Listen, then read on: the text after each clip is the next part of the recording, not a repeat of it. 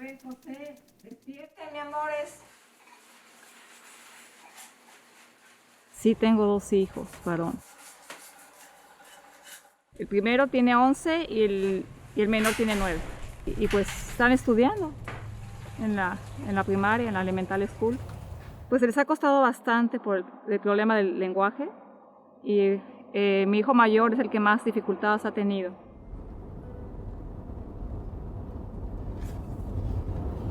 ¿Tiene examen hoy? Yo sí quiero A's and B's, ¿ok?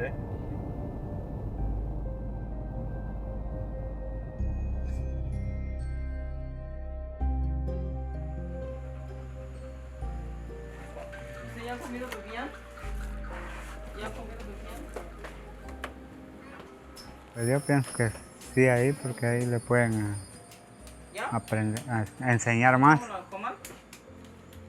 En cambio yo casi no tengo tiempo de estar con ella, unas horas nomás, y temprano me voy otra vez. Entonces es un poco difícil.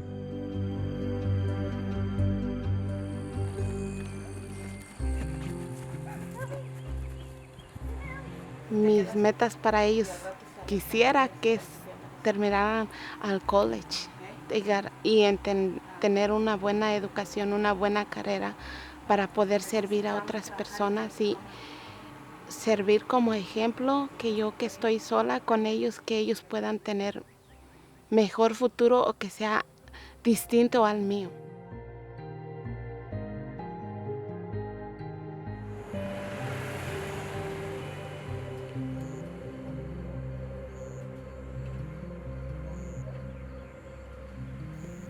The mornings begin the same. The children start their day, and the parents hope that the public school will provide a future for their children. Bye. Vaya bien, ¿eh? Qué ganas.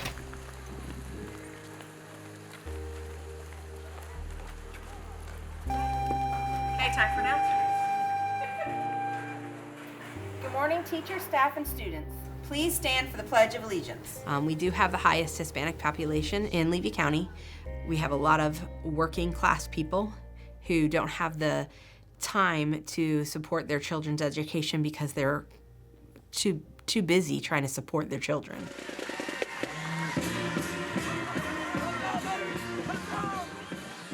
The town of Williston, Florida, is a close-knit community with a population of about 3,000.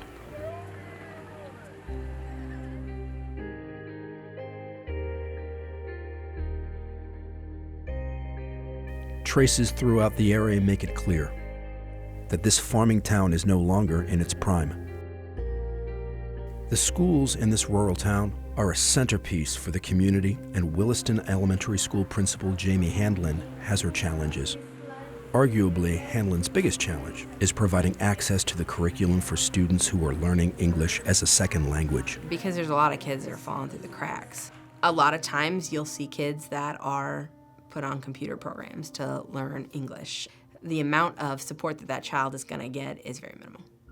Yes, we're following everything to the letter of the law. We are providing the minimum amount of support necessary to meet what expectations are set by the state of Florida. And so the intent of the law was that our students are not getting left behind, but that's not what's happening in our classrooms. Essentially, the Supreme Court in 1974 ruled that you can't take a child and put them into a regular classroom and not do anything. This violates their ability to access the curriculum. In rural school districts in Florida, English language learners, or ELLs, are often spread across multiple classrooms with a mainstream teacher. This is known as an inclusion model classroom. Teachers and principals know that most of the ELLs will not pass the Florida Standardized Assessment Test. Teachers feel some anxiety taking on students who are generating extra work, and I don't have the time for this extra work, and I don't think they're going to succeed, and so there might be some sense of futility. What teachers hear is important is testing, and so teachers do the best they can to meet the expectations that are set for them, which are to maximize returns on data, which in return will improve their evaluations, whereas serving your English learners is generally, I would say, a more thankless task. Those students are often treated that way, that they're an inconvenience. And they deserve the same quality education as everyone else. Lionel brought his daughter Annabelle here in a desperate search for work. The 10-year-old is part of a traditional inclusion model classroom. Okay, look at the paragraphs we're focusing on. 1 through 4 and 6. So what do we need to do to our text? The teacher is leading a lesson in language arts. Annabelle is given a computer with a mathematics lesson. Other days, Annabelle and another ELL student, Christian, are under the guidance of a fellow 5th grader, who the teacher is counting on to translate and/or teach. Okay, what are we doing? The finish. Do they know all of them? Yeah. They both know all of the English words? I don't know if he does. Okay. She does. Unfortunately, it is common because of the challenges that teachers face in working in inclusive classrooms. When I see a child that's alone and doesn't know what to do and sort of left there in a classroom, that really bothers me. That's sad. When I see kids that have made such progress each year, and then they get to 4th grade and 5th grade, and then they start to flounder or don't grow or they're stagnant, that can change their trajectory of their education. I've always been a no-nonsense, no-excuse teacher. If my students don't perform, it's on me. It's not on them because they're willing to learn. I have to provide the avenue for them to do it. What if we did something different? I mean, we've been doing the same old, same old. Our students aren't making the gains they need to make. We're actually losing ground with our ELL students, especially when they get to the secondary setting. So what is it that we could do different?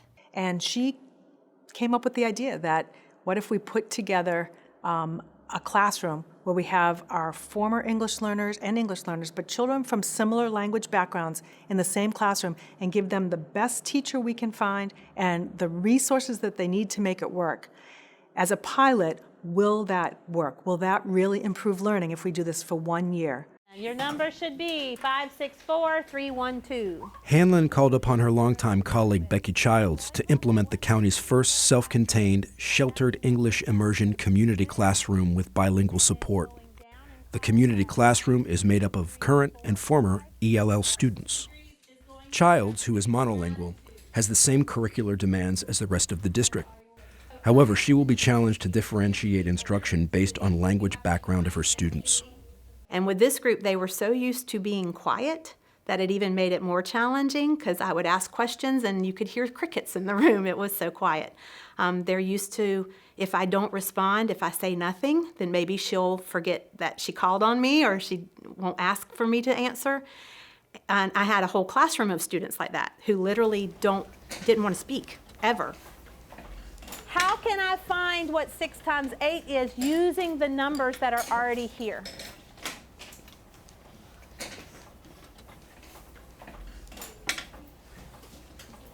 Angie. 30 plus 18. Excellent. So I could do over here 30. What I had to teach them first in here is, if you don't know the word in English, say it in Spanish. Then students starting feeling more confident because if they didn't know the word in English, okay, I'm gonna say it in Spanish and someone in the room will be able to tell me what the English word is. So what are we gonna write in our first box? It is risky because you're highlighting the difference of these students. You're saying, you all have in common that you're different, but that's a good thing, and we're gonna use what you have as an asset. Esta clase es diferente de las otras que he tenido porque a veces cuando no entiendo algo en otras clases, los años pasados no entendía nada. Como cuando decía la maestra esto y esto. Y luego yo me quedaba con eso en la mente y decía, esto no lo puedo hacer, ¿cómo lo voy a hacer? I feel more comfortable in this class because I can talk the language I came from, like my language, like Spanish. Like forgetting your language and talking another one that's not yours, that just doesn't make sense. Much fun. You want to live your own. Se ve más motivación. se ve más motivación los niños, más contentos. Y se les facilita más. Mi hijo se ha notado más en las notas, que ha mejorado bastante. Y está feliz, antes iba triste. In third grade, I was getting a little better. And in fourth grade, yes, I'm doing much better. There is no doubt that teacher Becky Childs created an atmosphere where ELL students were no longer the quiet, virtually invisible children. These days, it's difficult for them to be quiet at all. Does this look like 10? No. What does centi mean? 100. So that's where those prefixes come in handy. ELL students displaying more confidence is evident. But confidence is not a measurement the Levy County School District or the state of Florida demand from its school principals and teachers. This year, my anxiety was a little higher, knowing that this model, that if we didn't have a turnaround of results that could back up the research that we were using, then we may have to reconsider what we were doing.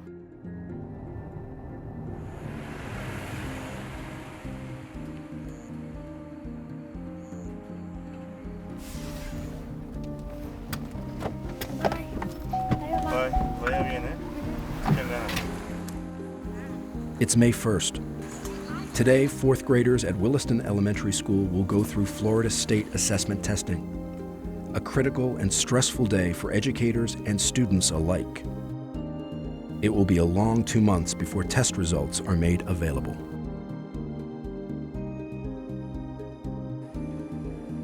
As we got closer to the date that they're going to release the scores, yes, the anxiety level definitely grew, because I knew that what I even was doing this year was dependent on how those scores looked.